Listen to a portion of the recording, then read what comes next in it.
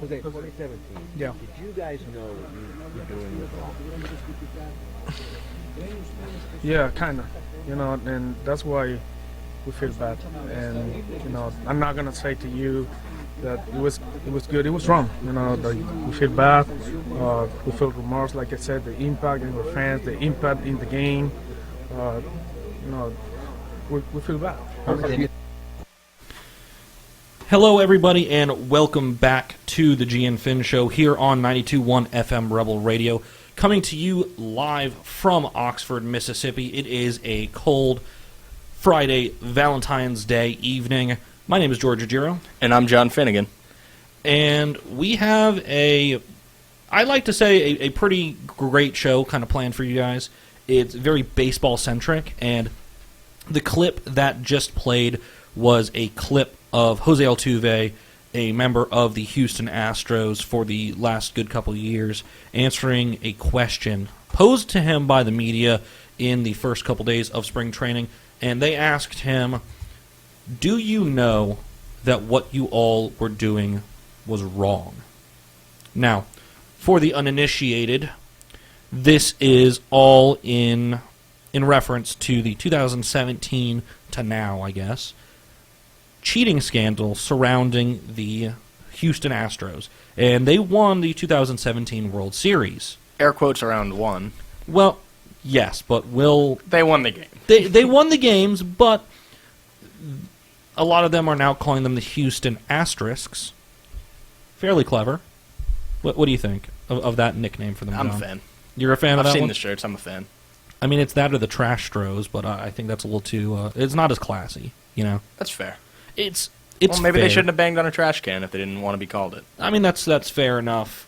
And we covered this a little bit last week. But we didn't really get as in-depth as we want to, though. And I'll let you take the lead a little bit on some of the other storylines going on with this scandal.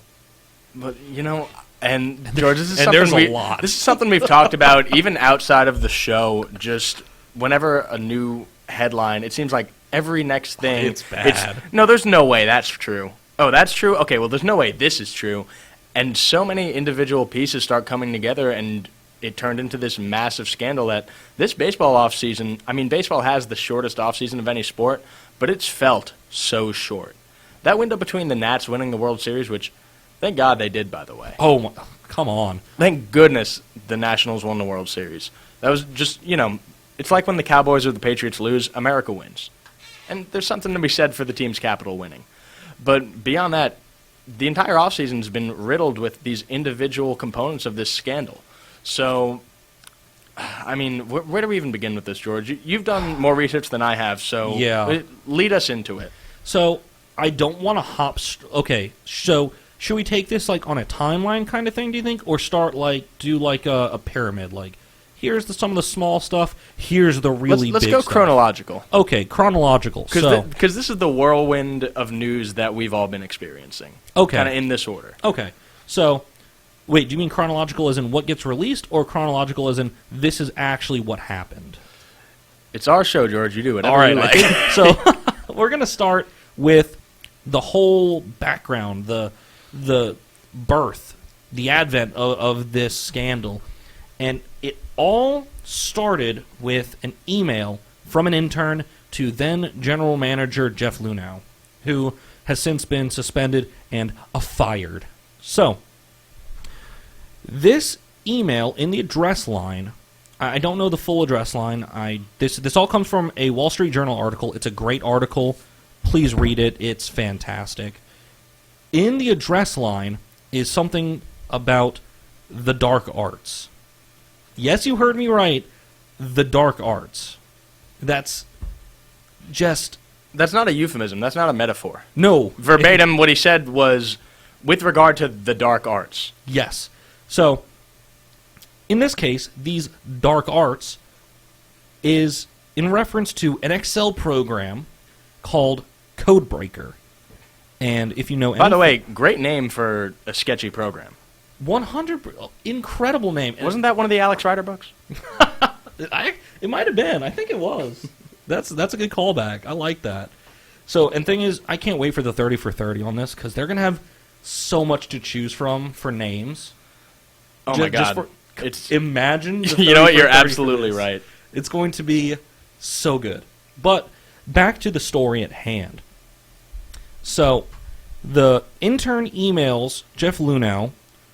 It's multiple pages upon pages about this Excel program and how it can be used to create winning, pretty much.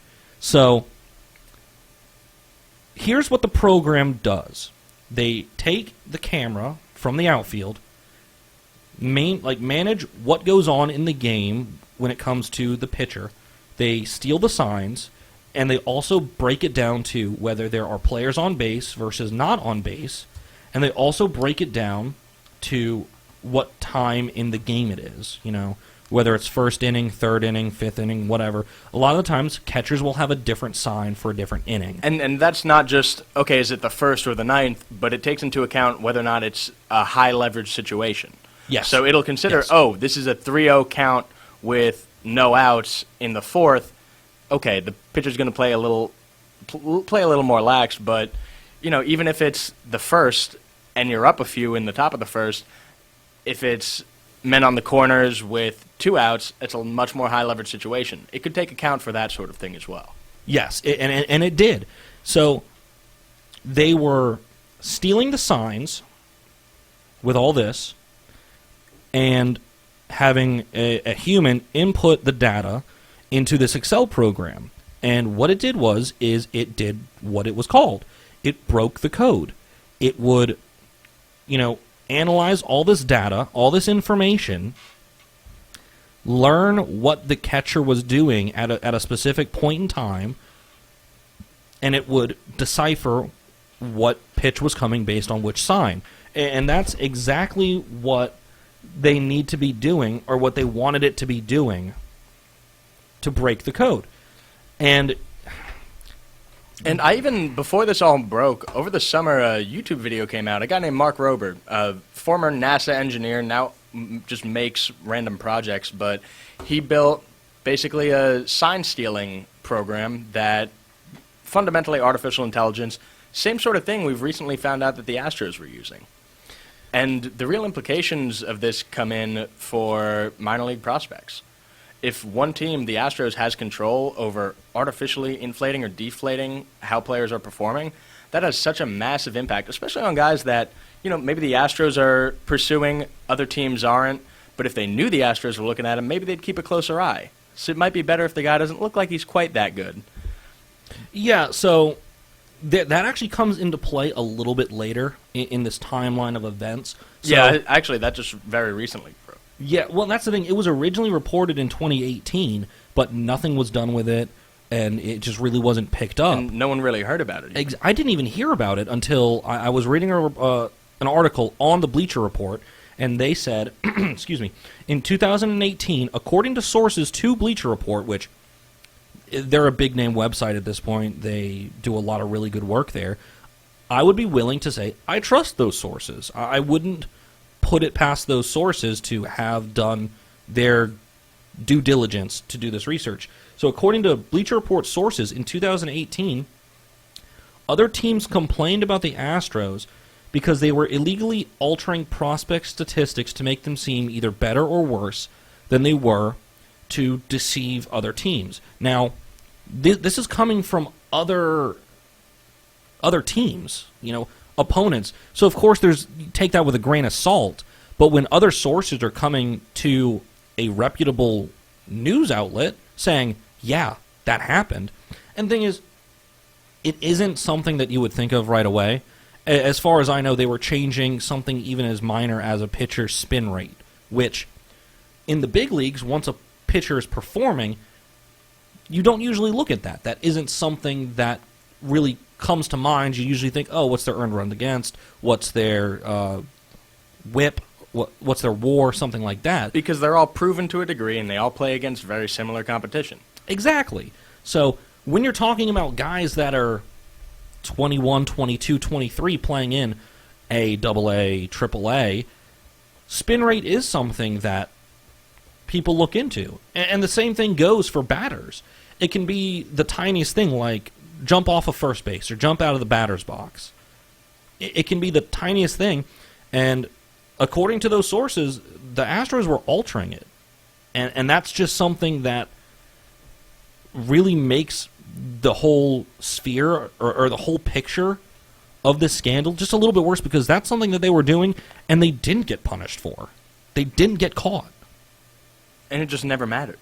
People Yeah. knew it just never mattered. And in a vacuum, it's not the most egregious fault I can think of, but when you start combining all these little parts, and for me what's really made the case for things like legal penalties and these lawsuits we're starting to see against the Astros is the way it fundamentally really did affect people's lives in a meaningful way.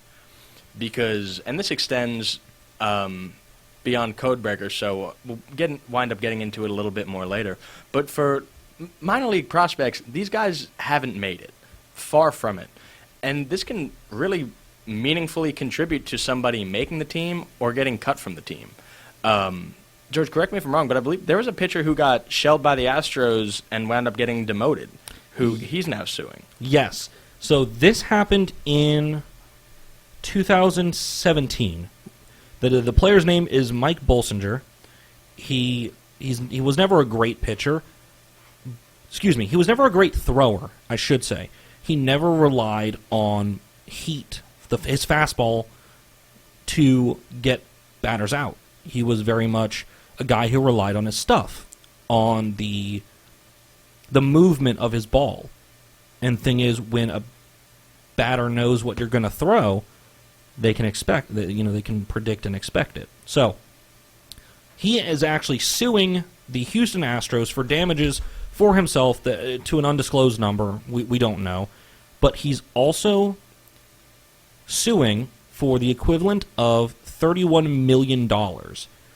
And this is also something that really makes the story crazy to me, is because that $31 million seems like a very specific number, and it is. Because that's the amount of bonuses that the Houston Astros accrued by winning the World Series in 2017.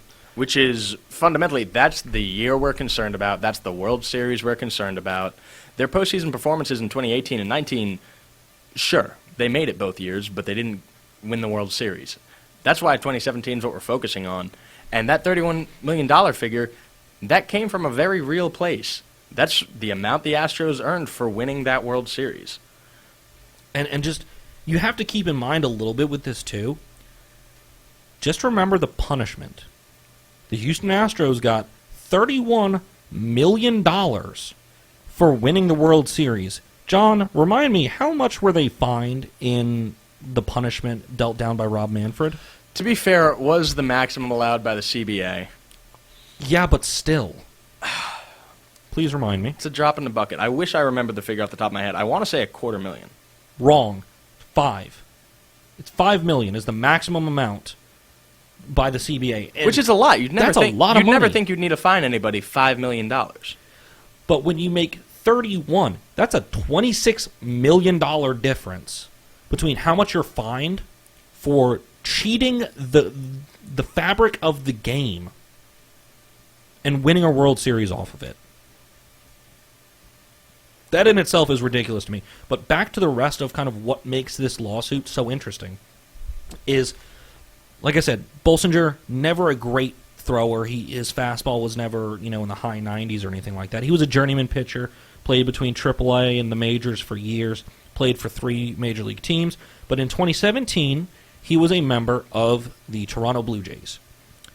And as a member of the Blue Jays, in a game against the Houston Astros, he only played 1/3 innings, as in he got 1 out. And within that 1/3 innings, he gave up 4 runs, 4 hits, and 3 walks.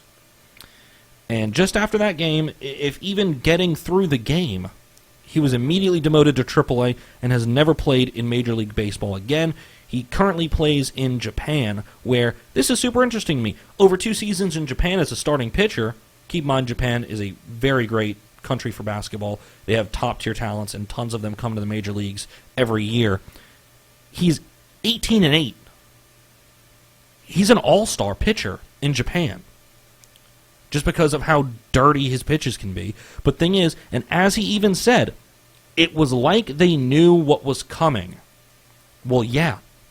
They knew exactly what was coming. And that's what makes it, the situation for him, that's what makes the cheating scandal so horrible, because you have to think, this can't be the only guy that this affected, Yeah, I mean, the difference between winning a World Series and not as a player, of course it's a massive accomplishment, it's significant bonuses for the teams, it's great for the city, it's great for the fans, but it doesn't fundamentally change the way your life works. If you go from the MLB down into even AAA, you go from making pretty darn good money to all of a sudden, if you've got a family, you're struggling on that income. It's very minimal. I don't have any numbers in front of me, but it's very minimal for a professional athlete. When we think professional athletes, we look at the salaries like Bryce Harper. We don't look at the guys. I mean, they're the guys walling away in single and double A, but there are even borderline guys in triple A who aren't making that money. There are very real damages that are being sued for in this case. And the thing is, for Bolsinger, what I'm very happy with his suit, and what's honestly heartwarming to me, is I don't know who's going to win. I don't know anything like that, and I can't purport to predict what's going to happen. I just can't do that. But the $31 million that is in this lawsuit isn't for him. He's pretty much suing the Houston Astros to have them use that $31 million and have it donated to children in need in Los Angeles, either in need of sporting equipment or just in need in general. And that really is heartwarming to hear out of this crazy story. I do love the way he handled it. It's a little bit of shade that's eventually for a good cause and for a just cause. And the fact that he's saying, look, you guys should not have earned this money. It feels like anyone should be able to sue for that money. But if it weren't for guys like him, that money, I mean, where would it be going anyway? So now that it's with the Astros after that, he decided, look, you guys don't deserve that money. I didn't lose out on $30 million because of you, but so many people did. And the fact that it's Los Angeles, too, I think is fantastic. And the guy's not from L.A., is he? Not that I know of. I don't believe so. I'll take a quick look at that. He played with Toronto. I can't imagine they have a farm system out in Los Angeles. No, he did play with the Dodgers, though. Okay. I'm fairly certain. I'll do another quick look for you. Whether the connection's through his connection with the Dodgers or the 2017 World Series connection to the Dodgers, anyway, I think it's a great thing he's doing. I think he's absolutely in the right. I think he's got a case for his own damages, and I love what he intends to do with the greater sum if it winds up going in his favor. But what really kind of brought this back into the news, I mean, first of all, baseball coming back, it never really left the news. But what's reemerged recently is now that players are starting to report, there come press conferences and interviews. That's what we started the show with, was one from alleged AL MVP 2017, Jose Altuve. But, George, do you want to talk a little bit more about kind of what we've been seeing the past few days even? Yeah, sure. One thing I wanted to hit, did we touch on it last week, the Jessica Mendoza thing? I feel like we might have, but I know we touched on it, but we had to rush through this a bit, which is why we wanted to take some time today and finish going in depth. Yeah, I want to start with that just because that happened a little bit earlier on, and it's kind of in the same realm, you know what I mean? Where she made a statement about Mike Fiers on air, and it has since, I don't want to say cost her job, but it cost her job. And keep in mind, I love her. She's a great analyst. I love hearing her on broadcasts. But on air, on ESPN, where excuse me, she works, I should say. At the time, she was not a member of the ESPN broadcast crew. She was there kind of just as an analyst, as a panelist. And at the time, she was working for the New York Mets, okay, in an advisory role. She no longer works for the Mets. And she is no longer on Sunday Night Baseball because of what she said about Mike Fiers, which she essentially said, keep in mind, Mike Fiers is the former Astros pitcher who's essentially the whistleblower. He's the Edward Snowden of this. He's the WikiLeaks of the Houston Astros cheating scandal. And she pretty much said he shouldn't have done that. He shouldn't have gone public. and now she is out of one job, and one of her roles has been significantly diminished. And, there's so much more we could talk about on this. Is there anything you kind of want to you want to get wrapping up on the Astro story for now, George? Yeah, I think I got to imagine there's a couple more points you'd like to hit on that I aren't thinking of. so. That's the thing. It's not much actual technical things. It's just the goings on of what you brought up to end this segment is just what's been going on, what players and what coaches and the owner of the team have been saying in these press conferences. And I've got to say, all these apologies have been weak. Some of them haven't even been apologies. They've been real weak. Like, I think they know they got off scot-free. I think the players do. Honestly, I think they all do. Do you think they're in denial, or do you think they're just embarrassed? Both. Because I have to Both. think, if I was in a situation where I made a decision like that, I have to feel like, all right, I realize I got caught. I'm immensely embarrassed. I got to do something to make up for this. I should at least give a genuine apology. I would feel bad, even if just because I got caught. But, I mean, no matter what they said, it would be falling on deaf ears for most of the MLB. And that's the thing. It is. Have you seen anything like what? Did you see what Cody Bellinger said today? I think I saw a headline, but remind me. He was mad. He's very angry and completely understandable. He just went on I think it was over a minute. Actually, might have been 2 or 3 minute long rant about how bad all the apologies have been, how the punishment wasn't weak enough, and that's not something I expect out of somebody like Cody Bellinger, who's kind of been your consummate professional through his career so far. So when he gets mad, it's something worth getting mad about. Yeah. Now Bauer, on the other hand, I expect his outbursts on Twitter and stuff because he's just a wild. He does that from time to time. Yeah, he's wild on his own without something like this. But the one comment I really want to focus on in this that really makes me the most angry is from owner Jim Crane. Well, two things, actually. One from Crane and one from Verlander. Okay? Jim Crane had the absolute audacity to say that the Astros cheating did not affect the game, and just that his team was good enough to win the World Series on their own. What? I don't deny that team may have been good enough to win a World Series on their own, but they won the World Series not on their own. The fact that, George, I'm going to let you be mad on air for a little bit. Okay. I feel like you could use that today. Go for it. I don't see how somebody, especially somebody in such a high level of power, can be so tone deaf and honestly so stupid to look at the situation and say, you know what I should do? You know what? We did something wrong. I'm not going to apologize for what we did. I'll apologize that we got caught. And you know what else? I will double down. I will double down on this and say, we were good enough to win without it. We just broke pretty much every single rule that baseball could ever have, be that in the rule book, a gentleman's agreement, anything. Threw that rule book out the window and said, hey guys, we're just going to keep doing this. And did Jim Crane know necessarily through the entire process? I don't know. I don't care. The fact of the matter is, he knows now, and he still refuses to show any level of contrite, any level of remorse. It's ridiculous. And here's what's even worse. What I was saying about, or what I was going to say about Justin Verlander, who we all know Justin Verlander, he's very vocal about things, and I respect him for that.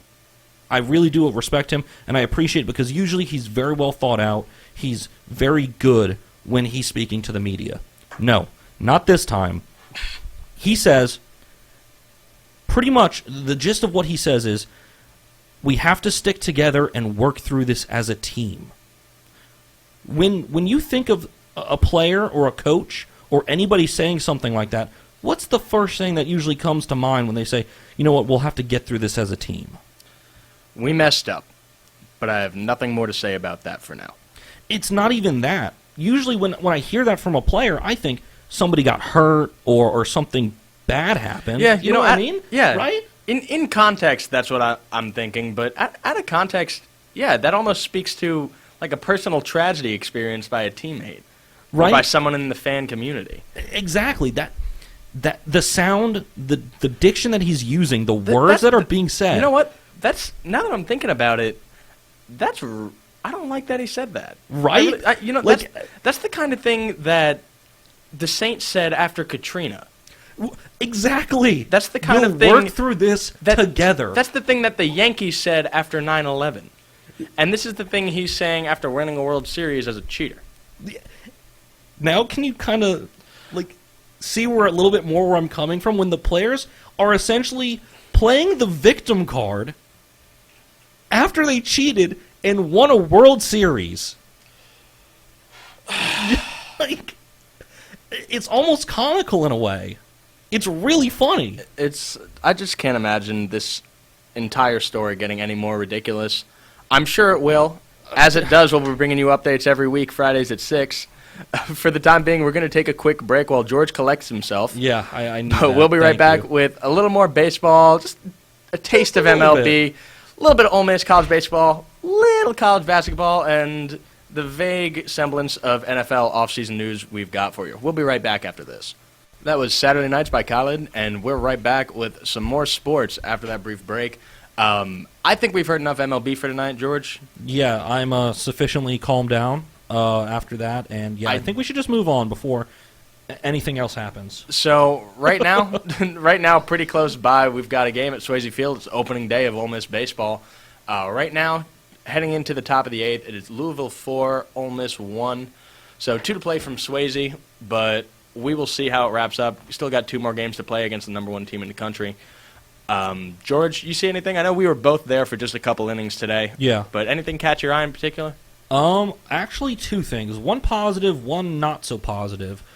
For the positive, I want to start with good stuff after, I want to be uplifting a little bit. Doug Nikhazy looked really good on the mound. I'm not sure where the runs came from, be that either he let up a lot of hits. Could you pull that up for me? Yeah, he let up a couple hits in the 6th. Yeah, I knew that he gave up only that 1 hit in the first, and there was that fielding error that moved the batter along, but I didn't see... While I was there, he didn't give up any hits. What do you have on that? Let me check for you. Yeah, but other than that was my positive. He looked really good. He looked like he had good command. I didn't see him give up... I think he gave up like a walk. One walk. Top 6 back-to-back singles, and then let up a double, and they pulled him. Gotcha. Which, honestly, the fact that he even got to the 6th inning is kind of surprising. 2 doubles. 2 doubles? Okay. Yeah. I mean, even that, extra base hits aren't completely on the pitcher. But on that note, I kind of am surprised that they let him pitch into the 6th, just because it is opening day, and he's coming off a pretty hard week. Yeah, he had a good number of pitches on his arm, too. Yeah.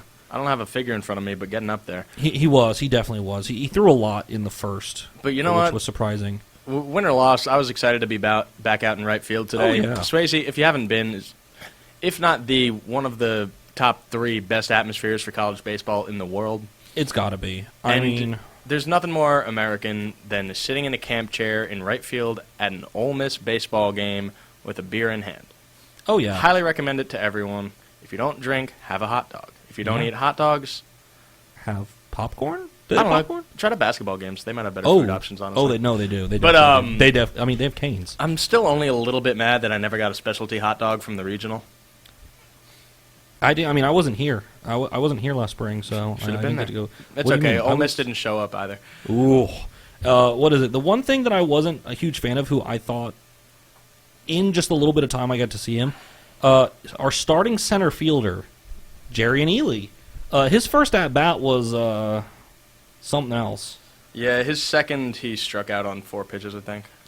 His second at-bat, he struck out again? Yeah, with Plumlee on third. I really wanted to watch the running back were they? I wanted to watch the running back bad and the quarterback really bad. Wait, did they pinch hit JRP?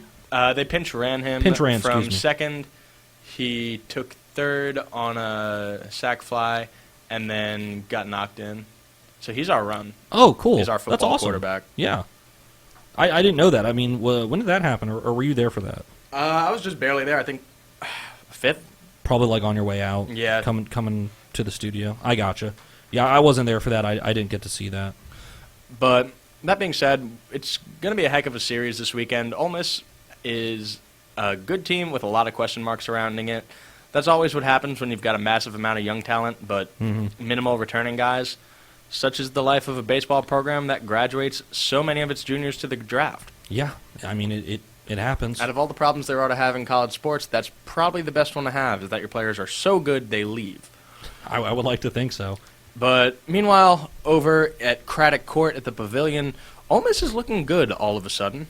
Yeah, it's weird. Like, I hate to say it like that, but it's kind of weird, isn't it? It's weird whenever Ole Miss goes on a tear. It's I can't even say that. It's how poorly they looked before, and then they just, flick of a switch, they're playing well. Anytime Ole Miss is winning a sporting event, it feels kind of like when you're at the movie theater after everyone else left. It's like, this is kind of in an alternate universe, yeah, but I like it. I could get used to it. But 3 SEC wins in a row, that's good. That's a lot better than having 7 losses and no wins, which is kind of where we were. Yeah, last Friday they had 2 SEC wins, I want to say. I think it was 2. I think they just had 2, so they've more than doubled their SEC win total since then, with wins over Florida, Mississippi State, and there was one more. I know you know it. Was it South Carolina? It was South Carolina. It was South Carolina, that's right. No. South Carolina was their second, excuse me. So they've had 2 since then, because they've only played twice. Right? That sounds right, but I don't have the schedule in front of me, George.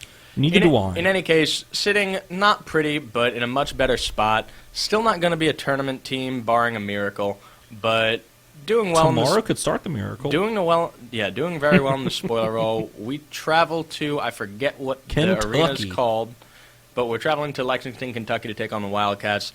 Ranked number 12 in the country, I want to say. Are they 12? Last time I checked, they were 15.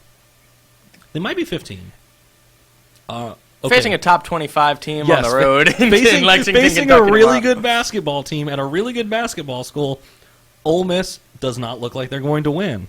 But that's all we have to say. But anyway, not in really. the NFL, I mean, we can talk. we can at least mention how good Brian Tyree has been. Tyree he deserves a shout absolutely nuts.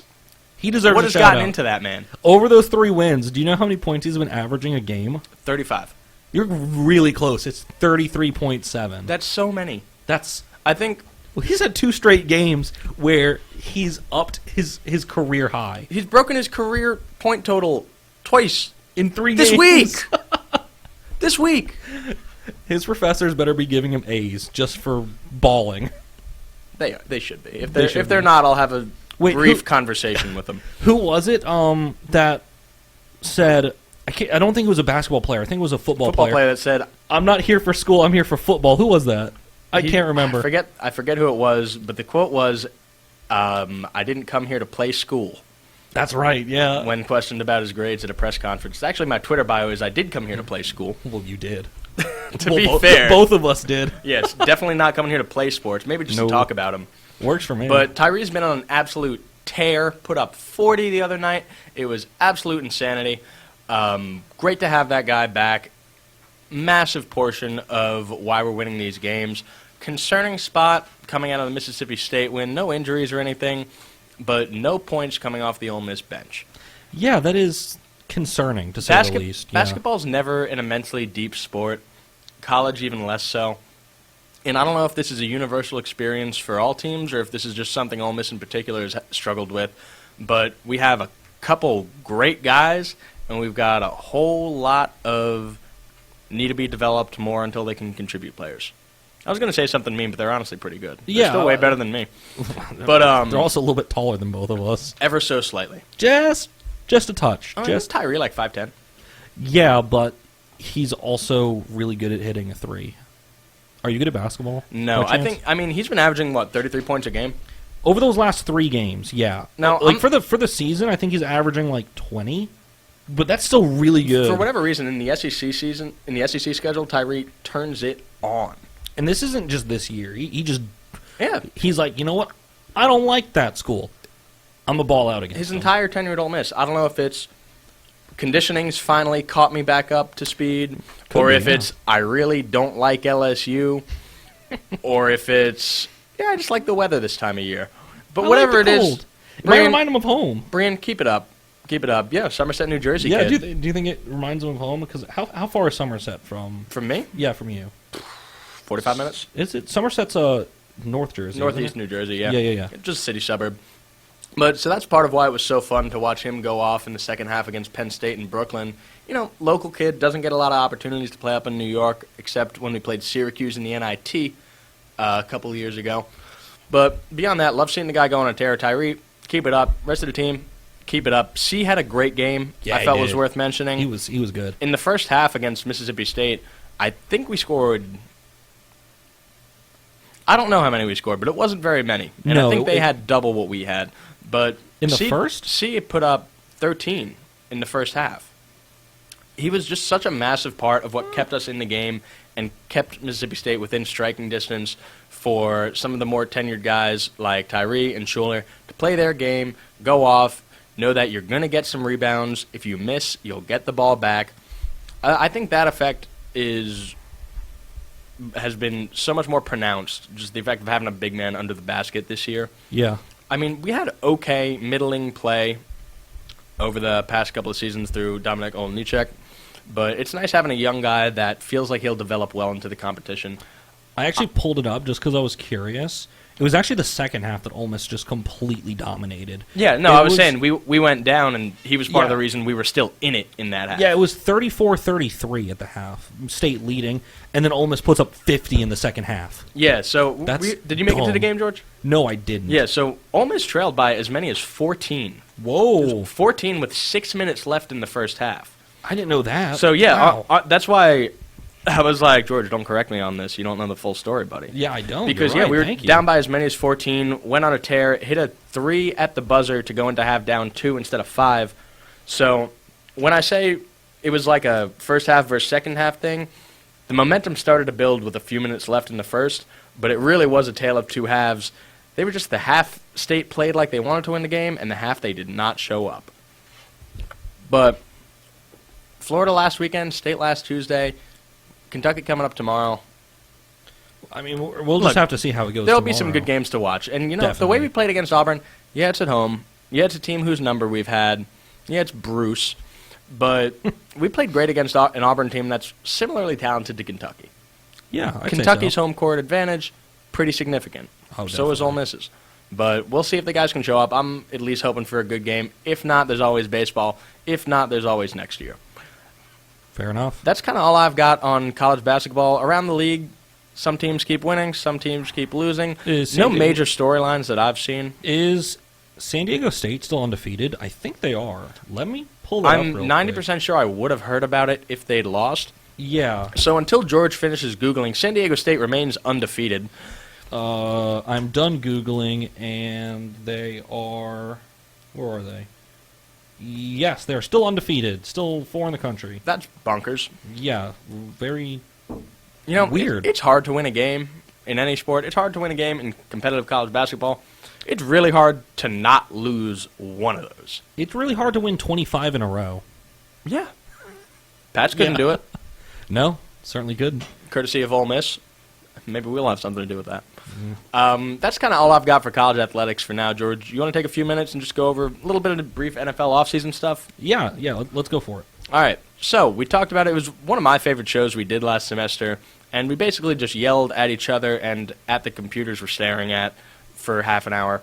Yeah, but fair. Myles Garrett suspended indefinitely after bonking Mason Rudolph on the head with his helmet.